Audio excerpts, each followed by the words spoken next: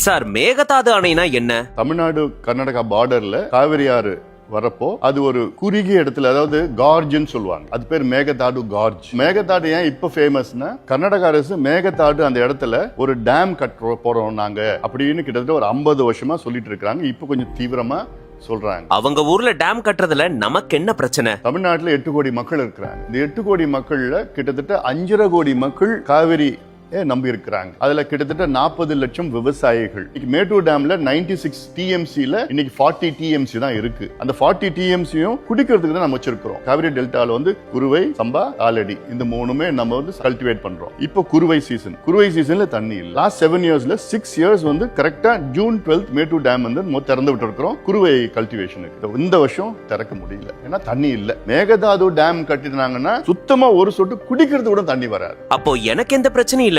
எனக்கு என்ன பிரச்சனை, எனக்கு என்ன பாதிப்பு? நீங்க கோயம்புத்தூர்ல இருக்கலாம், கன்னியாகுமரியில இருக்கலாம், பாண்டிச்சேரியில இருக்கலாம், எங்க வேணா இருக்கலாம், சென்னையில கூட இருக்கலாம். இயற்கை கொடுத்த மிகப்பெரிய வரம் என்பது காவிரி டெல்டா. ஆயிரம் ஆண்டுகள் நமக்கு இதற்கு முன்பு உணவு அளித்தது. இனி ஆயிரம் ஆண்டுகள் நம் வருங்கால சந்ததியினருக்கு அந்த மண் உணவளிக்க வேண்டும். இப்போ அதுல திடீர்னு ஒரு டேம் கட்டணும்னா உங்களுக்கு உணவு கிடைக்காது, ஃபுட் செக்யூரிட்டி பிரச்சனை வரும். அது இல்லாம குடிநீர் இல்லாம இருக்க முடியாது. சென்னையில குடிநீர் பிரச்சனைனா காவேரி, மதுரையில குடிநீர் பிரச்சனைனா காவேரி, சேலம், திருச்சி, டெல்டா எல்லா இடத்துலயும் காவிரியை நம்பி தான் நம்ம இருக்கிறோம். அது இல்லாம இப்போ யூஎன்ல climate change, global warming, super El Nino effect எல்லாம் சொல்லிட்டு இருக்காங்க. This year is going to be one of the warmest years and we are going to have a severe water shortage. இந்த காவிரினால மிகப்பெரிய அளவுல நமக்கு பாதிப்பு இருக்கு. குறிப்பா இளைஞர்கள் நீங்க பாதிக்கப்படுவீங்க.